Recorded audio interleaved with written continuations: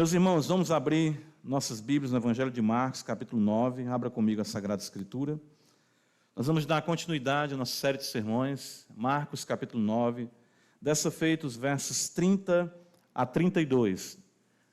Evangelho de Marcos, capítulo 9, dos versos 30 a 32. Diz-nos assim a palavra do Senhor, Evangelho de Marcos, capítulo 9, versículo 30. E tendo partido dali, passavam pela Galileia, e não queria que ninguém o soubesse, porque ensinava os seus discípulos e lhes dizia: o Filho do Homem será entregue nas mãos dos homens, e o matarão, mas 3 dias depois da sua morte ressuscitará. Eles, contudo, não compreendiam isso, e temiam interrogá-lo. Amém. Obrigado, Senhor, mais uma vez. Nós te agradecemos por estarmos aqui, para aprendermos a Tua palavra nessa noite. Ó Senhor, quem conheceu a mente do Senhor, quem foi o seu conselheiro? Quem deu a Ele para que possa dele reclamar alguma coisa? Como diz o Santo Apóstolo, porque dele, por Ele, para Ele, são todas as coisas. Nos ajuda nas insondáveis riquezas de Cristo essa noite, Pai, mais uma vez. Que o Teu Filho seja magnificado, Teu nome exaltado, Teu Espírito possa agir poderosamente, edificando a Tua igreja e trazendo vida àqueles que ainda não têm, que não conhecem o Rei da Glória. Nos ajuda, Pai, desvenda os nossos olhos para que contemplemos as maravilhas da Tua lei. Em nome de Jesus, assim nós oramos mais uma vez. Amém. Prosseguindo, irmãos, em nossa exposição de Marcos, nós nos deparamos mais uma vez com o Senhor instruindo os seus discípulos quanto aos acontecimentos que em breve se cumprirão em Jerusalém acerca de sua pessoa. Então, mais uma vez, um relato do evangelista nos apresenta o mestre instruindo os seus discípulos e acerca dos fatos que em breve haveriam de suceder em Jerusalém. Nós vemos como isso é tão central no ensino do mestre, que nós podemos observar o quanto era também central isso na revelação profética. Prova disso é que Moisés e Elias, como vimos na transfiguração, falavam com o Senhor acerca desses acontecimentos.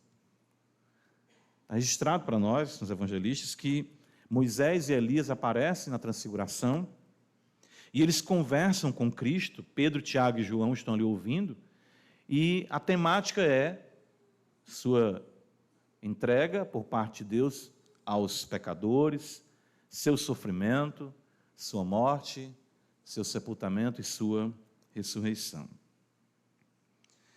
E aqui é interessante porque, mais uma vez, o Senhor retoma essa temática logo após um embate que ele encontra ao descer do monte. Os irmãos lembram, no nosso sermão passado, em Marcos capítulo 9, a partir do verso 14, que o Senhor desce do monte e encontra ali uma multidão, os escribas discutindo com os discípulos, os 9 que haviam ficado, uma multidão alvoroçada, um pai aflito, um jovem assolado por um espírito imundo, e Jesus, diante daquilo, vê a incredulidade que predomina em nossa geração, e ele diz, ó geração incrédula e perversa, até quando estarei convosco, até quando vos suportarei? E o Senhor, mais uma vez, após esse embate, ele destaca a importância dos discípulos se aprofundarem na comunhão. Vimos isso sobre o jejum, de fato sobre a oração e o jejum, isso no domingo passado, e ele retoma o seu ensinamento. Por que ele faz isso? É sempre importante nós perguntarmos ao texto, por que o Senhor, mais uma vez, ele retoma a temática acerca dos acontecimentos que envolvem, vamos dizer, a síntese da sua obra, sua morte, sua ressurreição, enfim, a sua paixão, como costumamos também assim chamar. Por que ele faz isso? Eu creio que era necessário manter o foco no Redentor, ou seja, em Cristo, para o estreitamento da verdadeira comunhão com Deus. Então, lembra que os discípulos perguntam, por que nós não conseguimos expulsar esse demônio? Então, Jesus vai dizer que falta mais comunhão com Deus, oração e a mortificação, negar-se a si mesmo, nós consideramos o jejum não apenas da perspectiva da abstinência de alimentos, mas sim da mortificação e do apartar-se da iniquidade. E Jesus então chama mais uma vez para focarem nas coisas concernentes a Ele, a Jesus Cristo. Porque de fato não existe maneira melhor e nem, podemos dizer, algo que seja primordial, que não seja o conhecimento de Deus na face de Cristo. Então veja que no verso 30, o evangelista diz que Jesus parte dali e ele está nos seus últimos instantes na Galileia, ele está indo para Jerusalém e ele não quer se deter mais, ele não queria que as pessoas soubessem, porque ele queria, enfim, vamos dizer, martelar mais ainda esse ensinamento. E qual é o ensinamento? Ele continuava dizendo, olha, eu estou indo para Jerusalém, o Filho do Homem será entregue nas mãos dos pecadores, é necessário que ele padeça tudo isso, é necessário que ele morra, é necessário que ele sofra, ele vai ser crucificado e vai ressuscitar ao terceiro dia. Isso era tão simples e tão claro, mas fugia a compreensão dos discípulos. E o Senhor continuava ensinando, porque ele sabia o quanto isso era determinante para a verdadeira comunhão com Deus. Se você observar comigo no texto paralelo de Lucas, capítulo 9, abre comigo, veja como é interessante. O texto nos diz até de forma mais enfática. Olha o que está escrito aqui. Ele quer usar todo o tempo disponível para prender a atenção dos discípulos para o que é central. Jesus Cristo e este crucificado. Lucas capítulo 9, veja, no verso 43, após repreender o espírito da vida daquele jovem, entregá-lo ao seu pai, o texto diz que todos ficaram maravilhados ante a majestade de Deus. Perceba, e continua o texto. Como todos se maravilhassem de quanto Jesus fazia, disse aos seus discípulos, fixai nos vossos ouvidos as seguintes palavras. Então, quer dizer, a multidão estava, admirada com o que Cristo havia feito. Enquanto as multidões estavam admiradas, Jesus estava mais uma vez capturando a atenção dos discípulos para si. Eu quero que vocês fixem os ouvidos naquilo que eu estou falando, nessas palavras. Porque o mestre sabia que o efeito da admiração ele era temporário e superficial. Ele não queria apenas isso dos seus discípulos, mas uma compreensão profunda da revelação bendita. Então, nós vemos ali que o Senhor, embora tivesse efetuado tal sinal maravilhoso, ele sabia que o que era mais central era o conhecimento da sua pessoa, que os sinais apontavam para isso, quem ele era, o que ele veio fazer. Mas era muito fácil e era constante os discípulos perderem o foco e, de fato, também as multidões. Então, eu vejo que o evangelista quer nos mostrar aqui a fixação do ensino como algo determinante para o estreitamento da nossa comunhão com Deus e do fomentar, claro, a nossa intimidade com Deus. O mestre, ele admoestara os discípulos quanto à pequenez da fé que tinham. E sabia ele que somente a doutrina, a palavra, a verdade do Evangelho nutriria e assim fortaleceria a fé dos discípulos. Tanto é verdade que ele já falara disso. Veja em Marcos capítulo 8, está escrito isso, no verso 31, que ele começou a ensinar-lhes que era necessário que o Filho do Homem sofresse muitas coisas, fosse rejeitado pelos anciãos, pelos principais sacerdotes, pelos escribas, fosse morto, que depois de 3 dias ressuscitaria. E não somente essa segunda vez em Marcos 9, mas também mais à frente o Senhor voltará a anunciar isso como determinante para os discípulos. Isso é o que de fato iria fortalecer a fé deles. Ou seja, falando as mesmas verdades para o fortalecimento da fé dos discípulos. E aqui nós já temos, claro, um ensinamento preciosíssimo para nós como igreja do Senhor. Quando nos deparamos com a incredulidade, quando nos deparamos com a falta de fé, quando nos deparamos com a ausência de comunhão, sempre vai ser a nossa visão pequena de Cristo e este crucificado. Sempre vai ser isso. Sempre vai ser isso que está, vamos dizer assim, em debilidade em nossa caminhada. Uma visão mais intensa do Evangelho, uma visão mais gloriosa do Evangelho, o experimentar o poder das mesmas verdades que um dia alcançaram o nosso coração e nos trouxeram arrependimento, nos trouxeram a conversão. Então, por isso que Cristo, ele poderia, eu vou chamar aqui vocês e vou aqui performar outros milagres. Isso não iria produzir nos discípulos a fé necessária. Eles já tinham visto muitos sinais. Os discípulos tinham visto o Senhor transfigurado, mas ainda assim tinham dificuldade de entender as coisas. O que é que eles precisavam? Continuar ouvindo as mesmas verdades. Por que você está aqui domingo após domingo? Porque você precisa ouvir as mesmas verdades. Porque você está aqui quarta-feira após quarta-feira, reunião de homens, reunião de mulheres, reunião de jovens. Nós precisamos ouvir as mesmas verdades para combater a incredulidade que ainda teima em permanecer em nosso coração. E o Mestre pacientemente sempre nos conduzirá em instrução. Venha cá, deixa eu lhe mostrar. E o que é que o Senhor quer me mostrar? A minha cruz. Mas eu já sei, você precisa ver mais.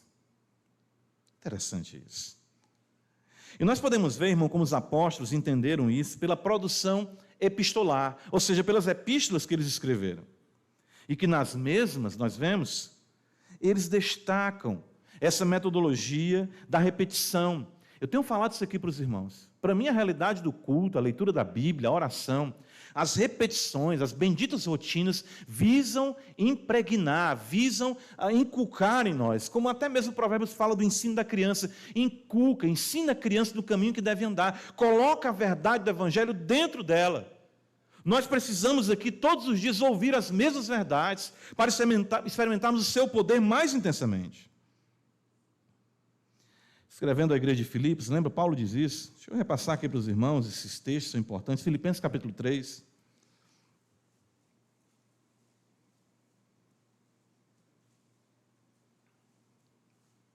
Isso é algo até que o homem natural não entende, né? Vai para a igreja de novo, né? E vão fazer o quê? Não, ouvir a pregação de novo. Tem alguma coisa nova para se dizer? Não. No dia que você chegar na igreja e tiver uma coisa nova sendo dita, você tem que deixar aquela igreja. Tem que se dizer as mesmas verdades. Por isso nós ficamos de pé e afirmamos as mesmas verdades sintetizadas no credo. Creio em Deus Pai, creio no Seu Filho e creio no Espírito Santo. Filipenses 3, verso 1, o apóstolo Paulo diz: quanto ao mais, irmãos meus, alegrai-vos no Senhor. Perceba, alegrai-vos no Senhor. A mim não me desgosta, e é segurança para vós outros, que eu escrevo o quê? As mesmas coisas. Alegrai-vos no Senhor, ouvindo as mesmas coisas. O problema não é que as coisas não têm poder, o problema é que você não as experimentou e nunca as exaurirá do lado de cada eternidade. A alegria que a palavra de Deus tem para nós nunca se esgotará. Eu vou escrever as mesmas coisas, porque esse Cristo que foi crucificado, que foi sepultado, que ressuscitou, que subiu ao céu, rege sobre tudo e todos é a sua alegria. 1 Tessalonicenses, o apóstolo Paulo, diz isso também, né?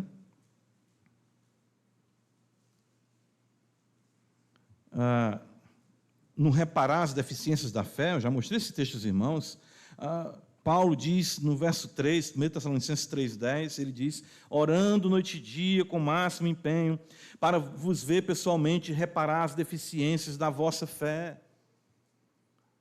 A deficiência da nossa fé não é por conta do conteúdo dela, mas por conta do nosso pecado, as dificuldades que temos de lidar com essas verdades benditas. 2 Pedro, capítulo 1, e aqui eu quero dizer isso para os irmãos, tristemente, mas é um fato. O seu coração, lamentavelmente, ele lhe sabota quanto às verdades do Evangelho. Tenho certeza que você, como crente, às vezes você perde o sabor e o prazer e o deleite nas verdades do Evangelho. Porque o nosso coração é enganoso, nós começamos a nos tornar mais, vamos dizer assim, gratificados com os confortos dessa vida. E nós começamos a perder o prazer e a alegria do cantar, da leitura, da oração, do vir à igreja. Tanto que muitos pais enfrentam isso, né? Isso acontece porque, enfim, corações ainda não regenerados, ou corações que foram, vamos dizer assim, esfriados, dos filhos que muitas vezes têm um contato com a universidade, contato com os cursos da vida, aí começam a achar tudo isso aqui chato, as mesmas coisas. Aí por isso que muitas igrejas começam a superprodução para os jovens, né? As igrejas estão aí fazendo noites de gala, né? Muita coisa aí no meio do mundo, as pessoas inventam para poder, né, fazer girar, né, o negócio, né, para a juventude ficar empolgada com alguma coisa. Nós não precisamos de nada além de Cristo e este crucificado. E isso, quando acontece, nós temos que continuar orando para que os nossos jovens olhem para Cristo, os nossos filhos olhem para Cristo, e não para um show, enfim, alguma coisa que nós venhamos produzir para mantê-los na igreja. Porque se não for a atração de Cristo crucificado na igreja que os mantiver, ou seja, que os mantenham na igreja, isso de maneira nenhuma será de fato uma conversão autêntica, mas simplesmente um movimento que lota igrejas, mas não produz a verdadeira espiritualidade. 2 Pedro, capítulo 1, Pedro vai dizer, veja no versículo 12, ele diz: por esta razão sempre estarei pronto para trazer-vos lembrado acerca destas coisas, embora estejais certos da verdade, já presente convosco, e nela, o quê? Confirmados. O que é que eu estou falando aqui de novidade? O que é que eu estou dizendo de diferente? O que é que Cristo estava dizendo de diferente para os discípulos, que ele já não tivesse dito? Ele, olha, eu estou indo para Jerusalém. Aí os discípulos, vem de novo essa história. É tão interessante que as reações pecaminosas dos discípulos foram múltiplas, mas todas elas, vamos dizer assim, praticamente negativas. Eles ficaram tristes. O Evangelho fala de morte, o Evangelho fala de tristeza, o Evangelho fala... É isso mesmo. Eles ficaram com medo de interrogar o Senhor, né? Eles ficaram tristes, ficaram com medo, ficaram confusos, mas eles não entendiam aquilo. É a mesma coisa que acontece hoje, o Evangelho é pregado. Eu vou repetir aqui mais uma vez: Deus se fez homem, viveu entre nós, sofreu, morreu pelos nossos pecados, pendurado numa cruz, para a glória de Deus, foi sepultado, desceu aos mortos, ressuscitou ao terceiro dia, está à destra de Deus e voltará com poder e grande glória. Isso é o Evangelho e isso é o poder de Deus, e é isso que vai nutrir a igreja sempre. Pedro diz, vocês conhecem essas coisas, vocês estão confirmados nelas, mas enquanto eu viver, Pedro está dizendo, eu vou trazer lembradas a vocês as mesmas coisas. Versículo 13, ele diz, também considero justo, enquanto estou neste tabernáculo, despertar-vos com essas lembranças.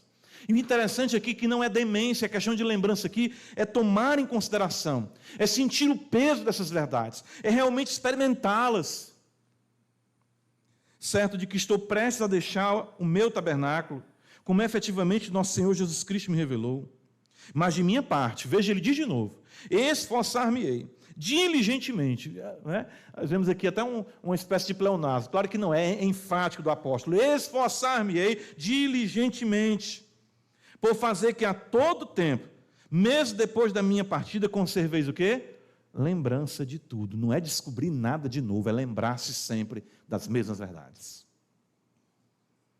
É importante, irmãos, que compreendamos que aqui não se trata apenas de um exercício mental de apreensão de algumas verdades. Nós não estamos aqui na igreja semana após semana passando por uma lavagem cerebral, não é isso também. Não é uma questão apenas mecânica, não é uma questão aqui de treinamento ou de adaptação da mente a alguma coisa, não. Nós estamos falando aqui dos discípulos estarem sendo expostos à palavra de Deus, encarnada e falada aos seus ouvidos constantemente. Veja o que está escrito em Hebreus capítulo 4. Parece que nós esquecemos disso, né? Os irmãos lembram do texto, né? Hebreus capítulo 4, versículo 12.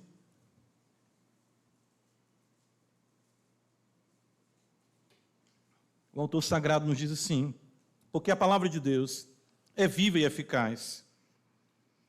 Perceba, ela é viva e eficaz. E é mais cortante do que qualquer espada de dois gumes, e penetra até o ponto de dividir alma e espírito, juntas e medulas, e é apta para discernir os pensamentos e propósitos do coração. E não há criatura que não seja manifesta na sua presença, pelo contrário, todas as coisas estão descobertas e patentes aos olhos daquele a quem temos de prestar contas. Eu tenho plena convicção e certeza que ao abrir a Escritura, que ao ler a Escritura, que ao pregar a Escritura, a palavra de Deus está agindo de forma singular, ela é viva, é eficaz. Aqui não é meramente uma palestra, um enunciado, não. É palavra de Deus, pregação de Deus.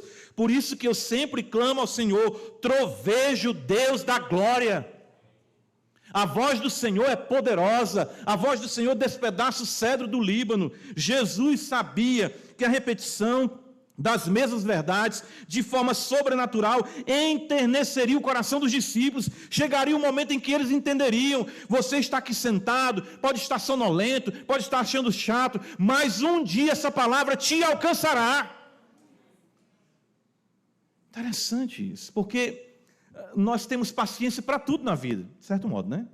Eu penso assim em algumas coisas, como por exemplo, condicionamento físico, né? O tempo que você leva, mas vocês vão para a academia, né? Começa ali, levanta só a barra, né? Está achando forte, só a barra, né? Pegar só a barra, eita, aí, né? Quando bota ali dois chegadinhos do lado, já começa a achar, começa a olhar se tem músculo, né? Começa a olhar, eita, rapaz, e tudo. E tome o whey, né? E tome o whey, tome outras coisas no meio do mundo. E a pessoa espera, porque sabe que a repetição, sabe que a série, sabe que as séries, a repetição, dia a dia, constantemente, trará resultado. Se há resultado nas repetições que implicam o corpo, a nossa alma exposta à palavra que é viva e eficaz, será condicionada para a eternidade. Pense nisso. Por isso que Paulo vai dizer que o exercício físico ele tem pouco proveito, ele está dizendo que não tenha, mas a piedade, a palavra de Deus. Então Jesus, o que é que ele fazia com os discípulos? Vem cá, deixa eu ungir vocês, deixa eu fazer um recarrego em vocês, vamos fazer uma campanha, vamos fazer uma noite diferente, vamos fazer um culto do Monte da Transfiguração, que teve um agora vamos repetir. Não! Ele volta para os mesmos ensinos, ele volta para as mesmas verdades, ele volta para o mesmo conteúdo, porque ele sabia que o Evangelho é que é o poder de Deus para a salvação. Cristo e seus apóstolos sabiam que a perseverança no ensino das verdades sobrenaturais do Evangelho são imprescindíveis à geração da fé e à manutenção da mesma. Precisamos, irmãos, ouvir as mesmas verdades até que experimentemos as mesmas com mais poder. Eu guardo isso com muito carinho, que Spurgeon fala que o avô dele, que era pastor, disse isso para ele, né? Já falei isso aqui para os irmãos, acho isso muito belo. Ele perguntou para o avô dele, de 50 anos pregando, o que é que ele tinha, como era essa questão para ele da pregação. Ele disse assim: meu filho, eu sempre preguei as mesmas verdades, ele disse. Mas quanto mais o tempo passava, mais eu experimentava o seu poder. E é exatamente isso, o poder de Deus na sua palavra.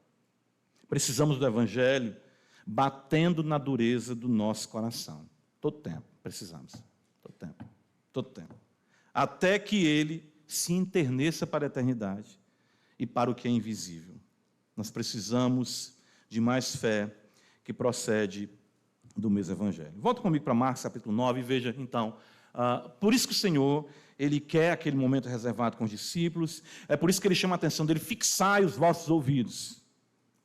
Mas qual o conteúdo? Eu quero agora me deter, além da fixação no ensino, eu quero me deter um pouco no conteúdo. E claro que eu não tenho como aqui expor todo o conteúdo e trazer o que tudo isso significa na pessoa de Cristo. Porém, o mestre volta a ensiná-los. E o que é que ele ensina? Ele se deteve. Mais uma vez, veja, versículo de número 31. O filho do homem será entregue nas mãos dos homens e o matarão, mas 3 dias depois da sua morte ressuscitará. Você fica assim. Sim, Senhor, e o que mais?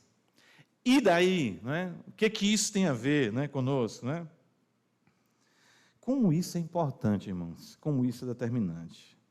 Porque nós temos no Evangelho, nós temos em Cristo, nós vamos já observar esse texto aqui, todo o propósito de Deus.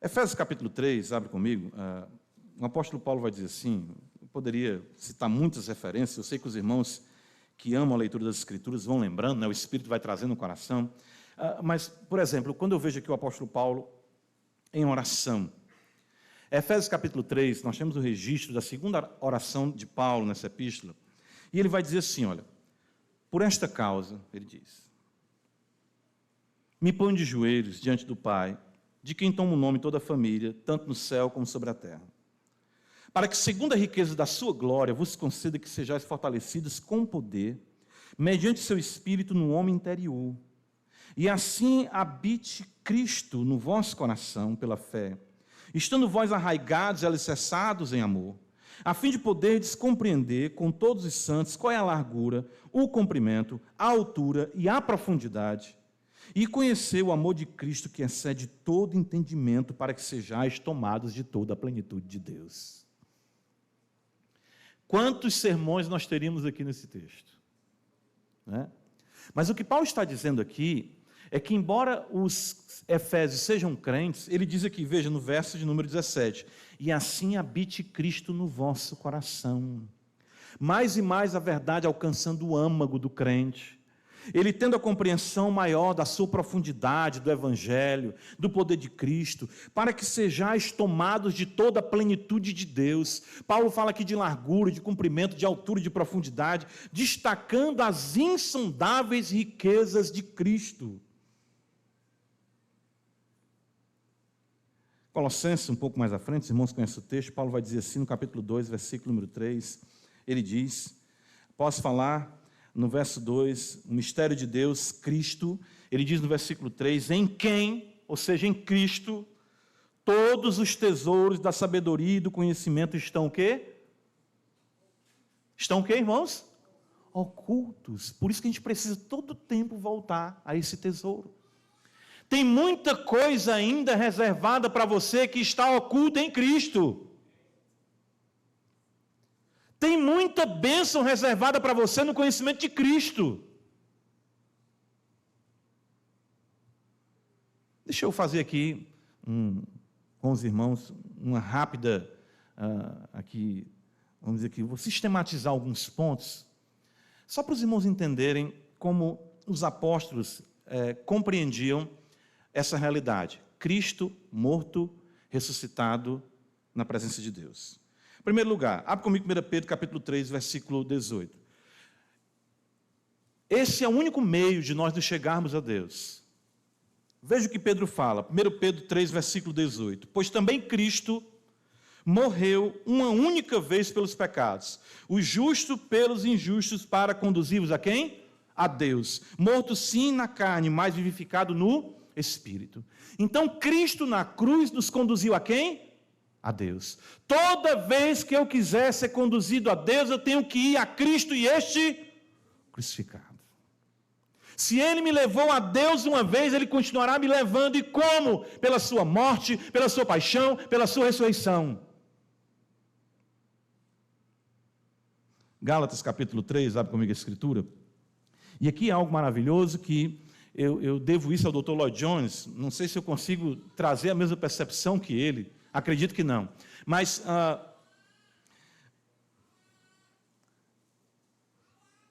por que você está na igreja e de repente numa pregação,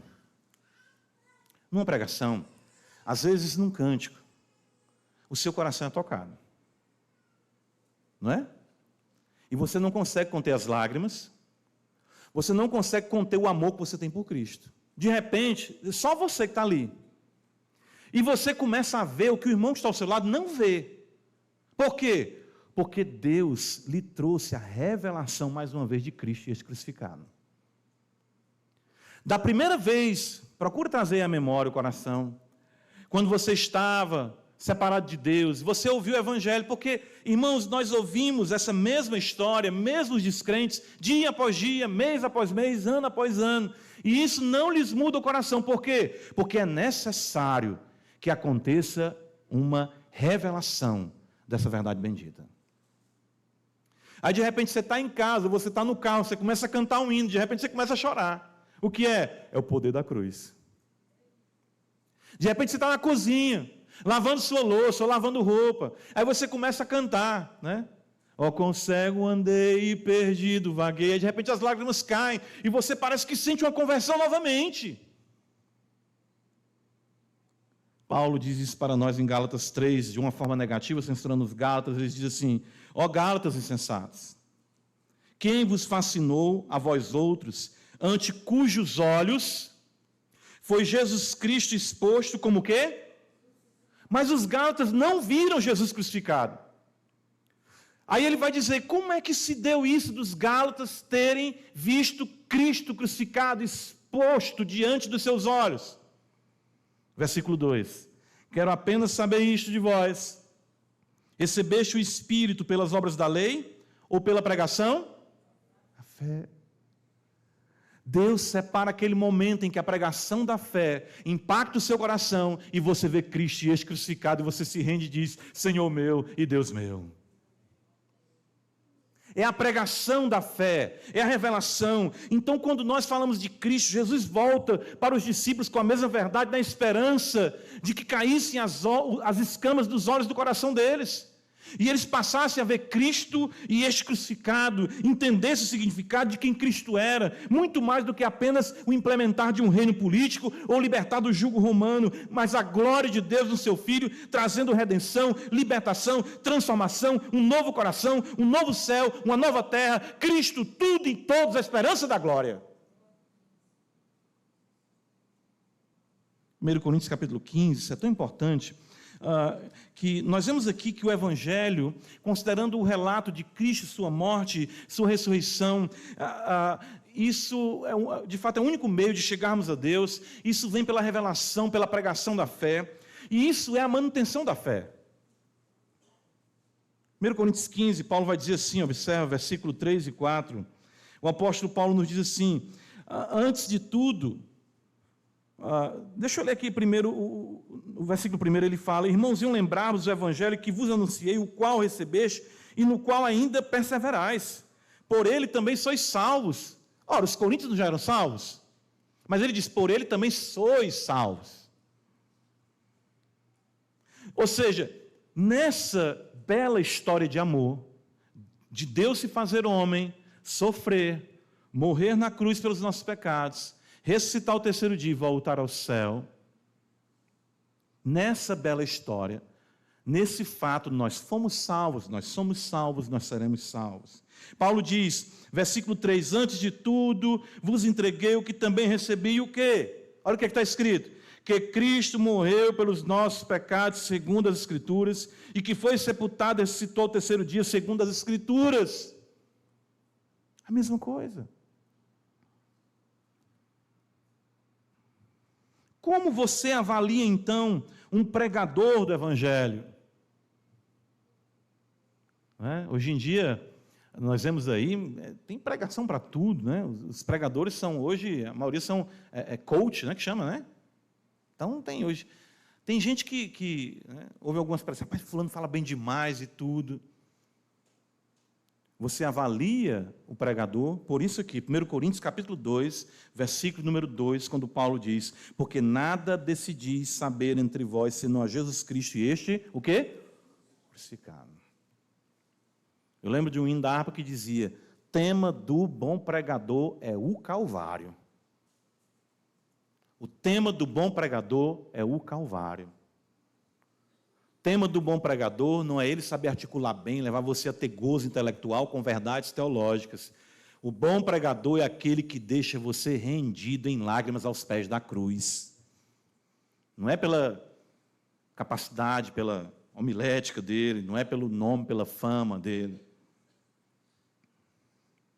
É tão importante isso que Paulo chega a dizer a Timóteo, ver 2 Timóteo capítulo 2, versículo 8, na sua última epístola, né, escrita, Paulo ali a Timóteo, e Paulo sabia, claro, dos muitos desafios que Timóteo haveria de enfrentar, e ele diz para Timóteo assim, que beleza, porque o pregador não pode esquecer disso. 2 Timóteo 2,8, ele diz, lembra-te de Jesus Cristo. O que ele fala aí? Ressuscitado dentre os mortos, descendente de Davi segundo o meu evangelho. Pregador, lembre-se de Jesus Cristo. Porque tem muitos pregadores que esqueceram de Jesus Cristo. E a pregação que Deus abençoa é somente essa. Atos dos Apóstolos, veja o que está escrito, abre comigo, capítulo 10. Como eu disse, eu queria apenas ter um apanhado aqui com os irmãos de algumas referências. Aqui é o registro de quando Pedro vai à casa de Cornélio. E nós estamos pregando o Evangelho de Marcos, que cresce que, no caso, seja o registro de Marcos próximo a Pedro, do conteúdo do que Pedro pregava.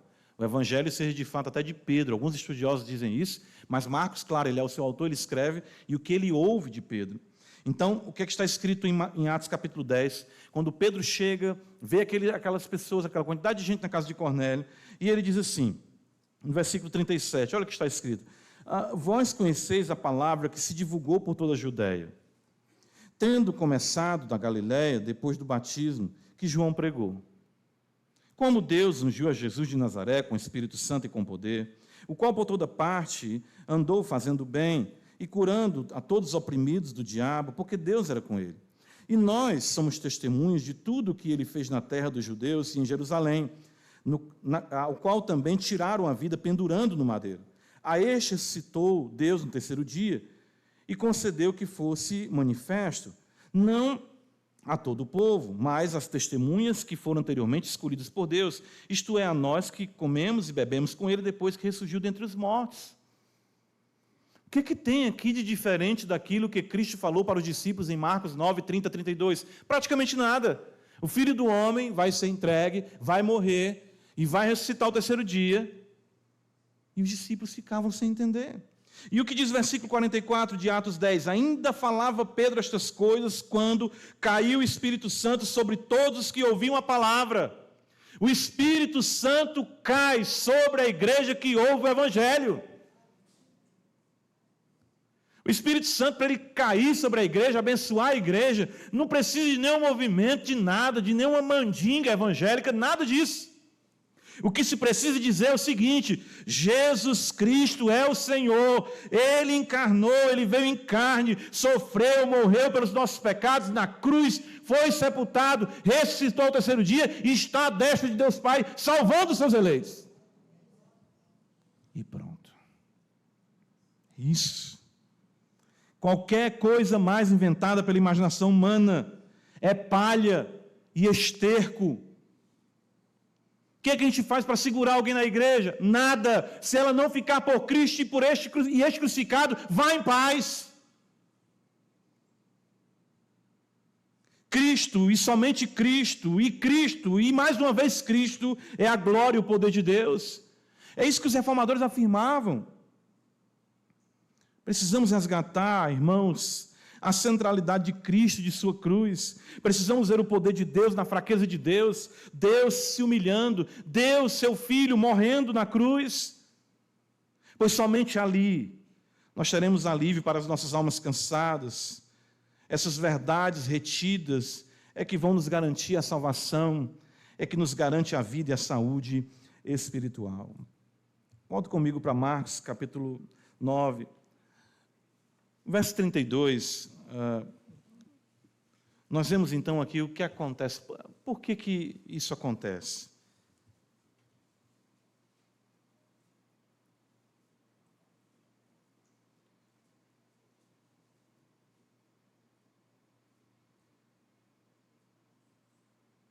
O texto sagrado diz que eles, contudo, não compreendiam isso.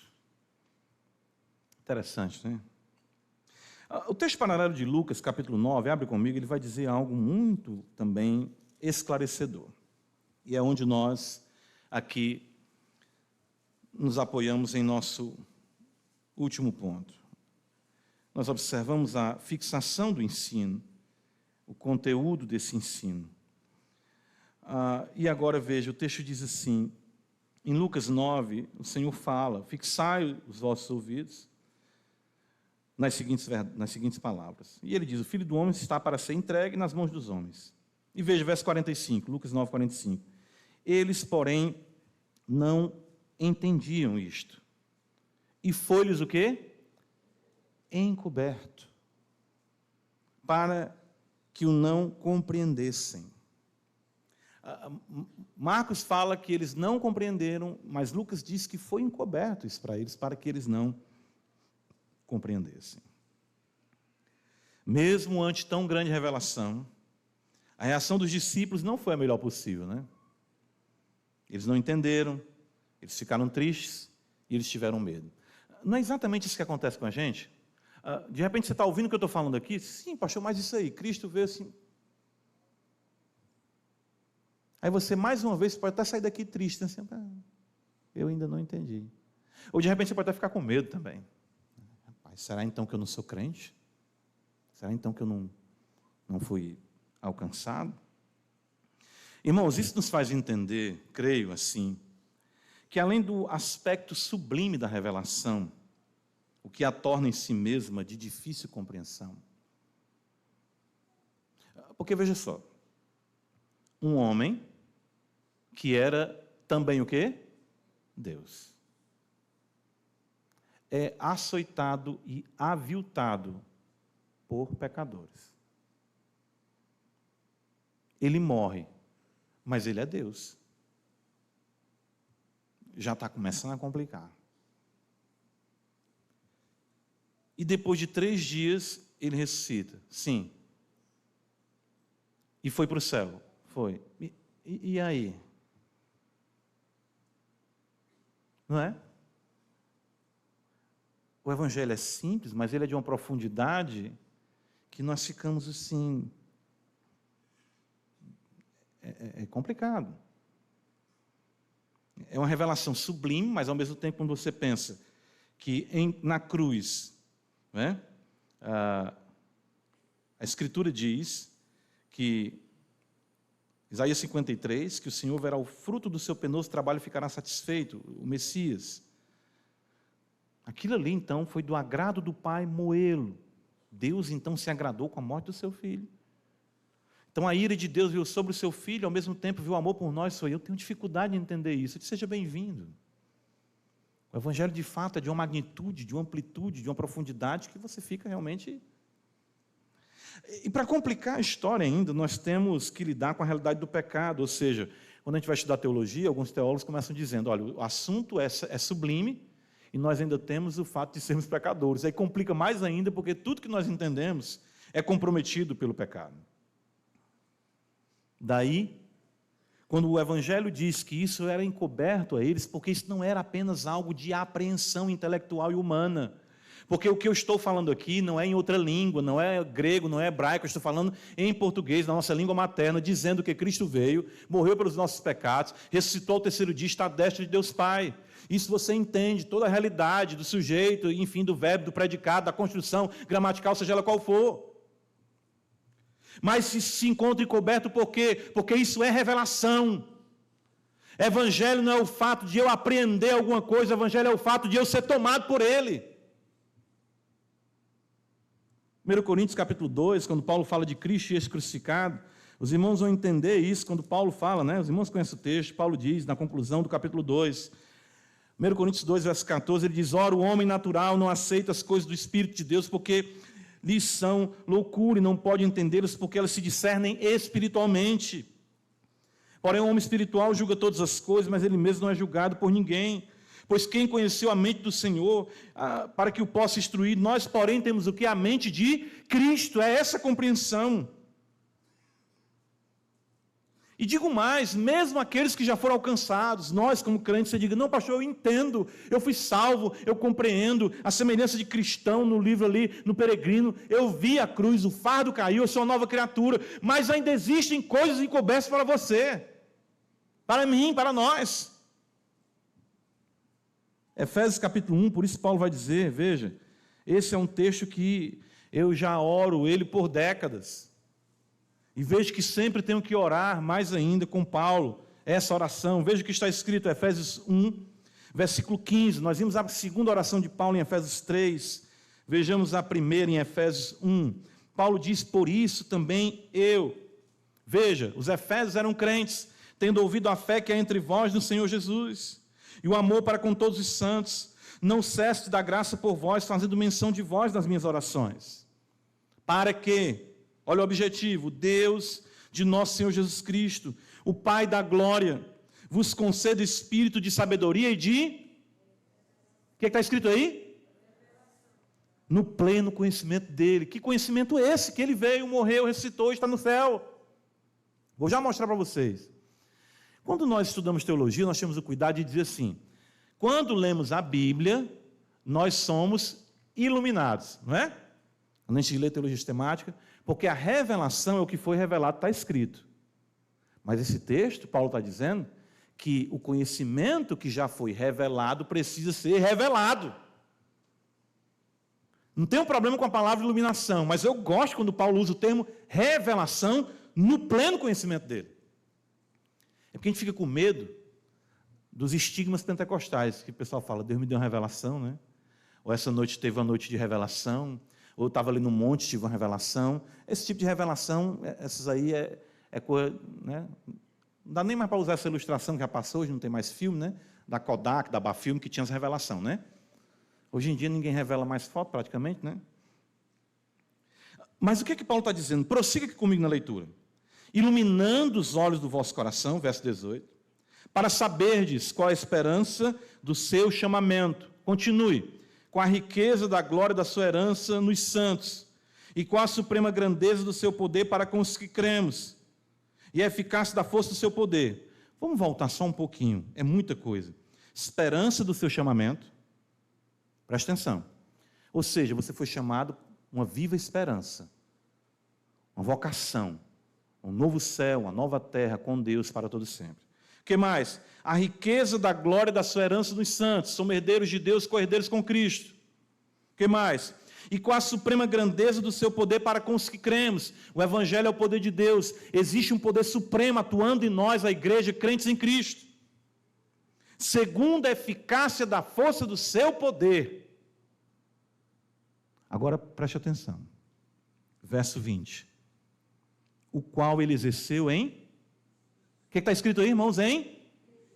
Ressuscitando dentre os... e fazendo assentar à sua direita nos lugares celestiais. A esperança do seu chamamento, a riqueza da sua glória e o poder do Evangelho se encontram em Cristo e este ressuscitado dentre os mortos. Por isso que Jesus com eles insiste, o Filho do Homem será morto, ressuscitará, né? E tudo isso, enfim, para a glória de Deus Pai. Lucas, capítulo 24, essa é a nossa última referência da noite. Aí vocês vão observar a beleza da harmonia da Escritura. O que eu quero dizer, irmãos, em suma, é que somente Deus, mediante seu Filho, no poder do Espírito Santo, pode abrir o entendimento dos homens para a compreensão de tão grande mistério, para a salvação e para a manutenção da salvação. Nós precisamos da cruz, tanto hoje, quanto no dia em que cremos nela a primeira vez, para a manutenção da nossa fé. Deus nunca quer que saiamos dos pés da cruz, porque foi lá que fomos salvos, é lá que somos salvos e é lá que seremos salvos. Quando Ele voltar, voltará com as marcas dos cravos em suas mãos, mostrando que em poder e grande glória Ele aplicará para sempre a obra da cruz. Lucas 24, verso 44, está escrito: a seguir, Jesus lhes disse: são estas as palavras que eu vos falei, estando ainda convosco. Importava se cumprisse tudo que de mim está escrito na lei de Moisés, nos profetas e nos salmos. Olha o que diz o verso 45. Então, lhes abriu o entendimento para compreender as Escrituras. Essa pode ser a noite em que Deus abra o seu entendimento para a compreensão das Escrituras. Agora, vamos dar glória a Deus por isso. Veja a sequência do relato. E lhes disse: assim está escrito. O quê? Ele poderia relatar o Mar Vermelho, ele poderia relatar a entrega dos 10 mandamentos, ele poderia relatar passar o Jordão, ele poderia relatar os muitos feitos do Antigo Testamento, e todos apontavam para ele. Prova disso no verso 44, lei de Moisés, profetas e salmos. Mas ele diz, ele abre o entendimento dos discípulos para compreender as Escrituras com o seu tema central. Assim está escrito que o Cristo havia de padecer e ressuscitar dentre os mortos no terceiro dia. A abertura do entendimento para as Escrituras é ver Cristo e este crucificado. Mais uma vez. E que em seu nome se pregasse arrependimento para a remissão de pecados a todas as nações, começando de Jerusalém. O poder da cruz é tão intenso, a morte de Cristo e sua ressurreição, que há mais de 2000 anos, caminhando por nações, atravessando continentes, atravessando mares, enfrentando a fúria de reis, a oposição do diabo, e tudo mais que você possa imaginar, ele chegou até você aqui em Fortaleza e lhe fez uma nova criatura para a glória de Deus Pai. E qual foi a mensagem?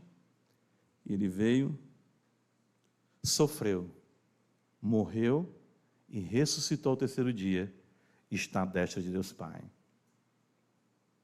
Você pode ter ouvido essa história muitas vezes, mas somente a revelação lhe trará a compreensão salvadora. O que é que eu faço diante disso, pastor? Clame a Ele por Ele. Jesus, se revela a mim como tu ainda não se revelou. Me ajuda a te ver como eu ainda não vi. Ó Senhor, tira a incredulidade do meu coração. Tira, Senhor, o véu dos olhos do meu coração e me faz ver a Ti, Senhor, crucificado, para que este fardo caia, para que este pecado seja vencido, para que eu seja um novo homem, uma nova mulher. Jesus, te revela a mim essa noite. E aos que forem iluminados, mais luz para a manutenção da luz que raiou em nosso coração. Por isso que a Escritura diz que Ele não veio apagar o pavio que está só faísquinha em você, mas foi Ele que acendeu, e Ele pode essa noite atear fogo novamente. A fé que nos foi dada em Cristo precisa dele do princípio ao fim. Por isso que o autor aos Hebreus diz no capítulo 12, olhando para Ele, autor e o quê? Consumador da nossa fé. Precisamos nos voltar para Ele, sempre o contemplando em seu grande sacrifício, a fim de recebermos por revelação o poder que emana da cruz e da sua ressurreição. Amém. Louvado seja Deus por sua santa palavra. Jesus, que essa noite seja uma noite de revelação, que vidas que não te conhecem possam te conhecer. Ó Jesus, abre os nossos olhos. Quando tu chamou aquele cego e tu perguntou o que queres que eu te faça, e ele disse que eu veja. E essa é a nossa oração essa noite. Nós queremos ver Jesus, filho de Davi, para experimentarmos o poder que emana da cruz, em Jesus Cristo nosso Senhor. Amém.